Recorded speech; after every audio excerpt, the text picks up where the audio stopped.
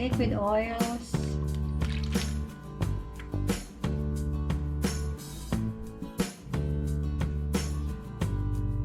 add in our hard oils melted,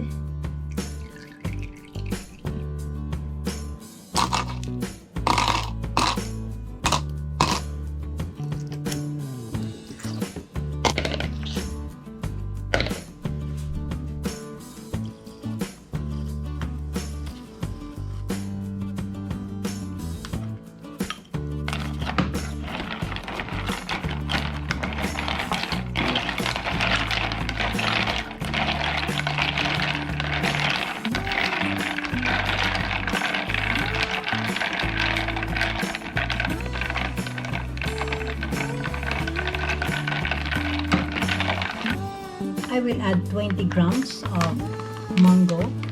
This is mango chunk, frozen.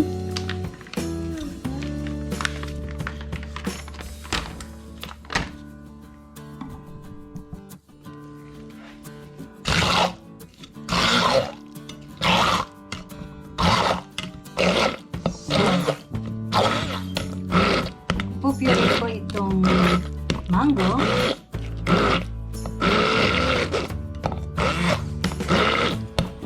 Wala siyang buo-buo.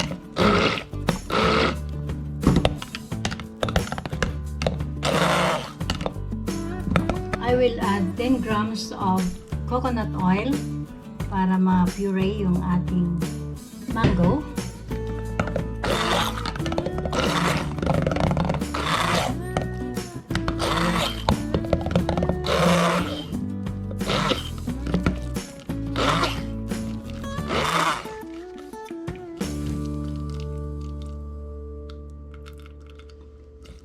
This will be a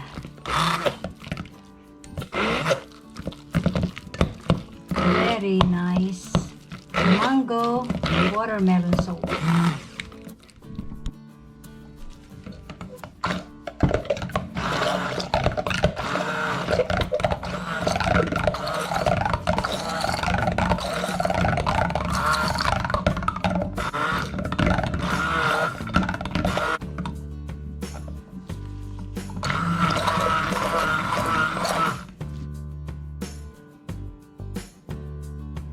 So I will add the pureed mango sa ating oils para lalong ma-blend and ma-puree, maging very fine.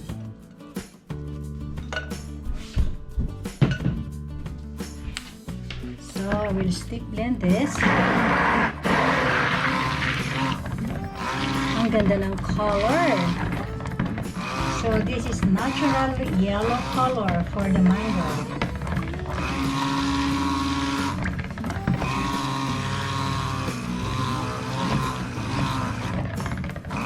So in this way, mas lalong magiging very liquid ang ating mango.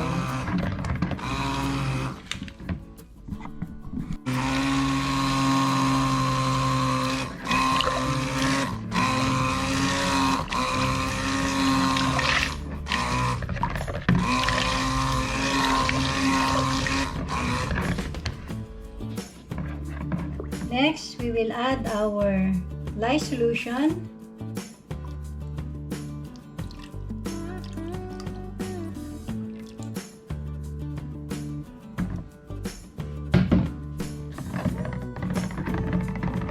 this very well.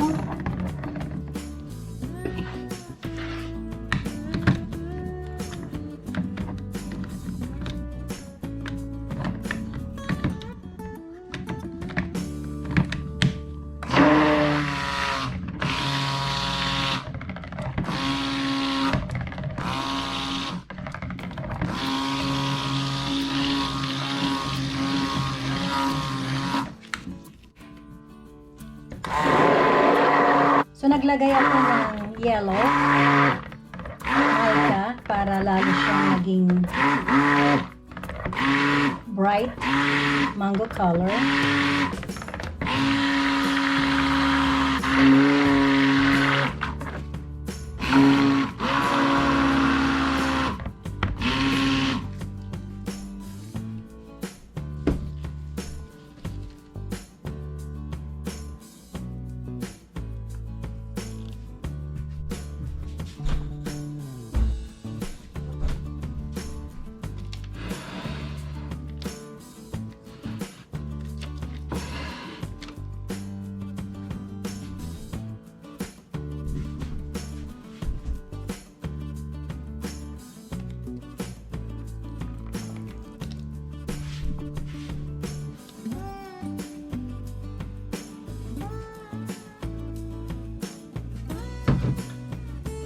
Medyo tilted ng konti ang ating mold.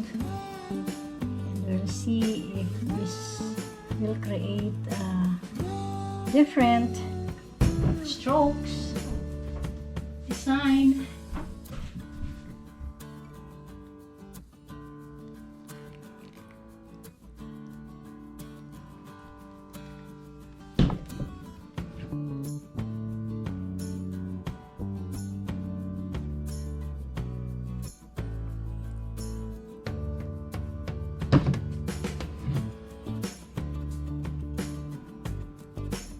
Will be a little different.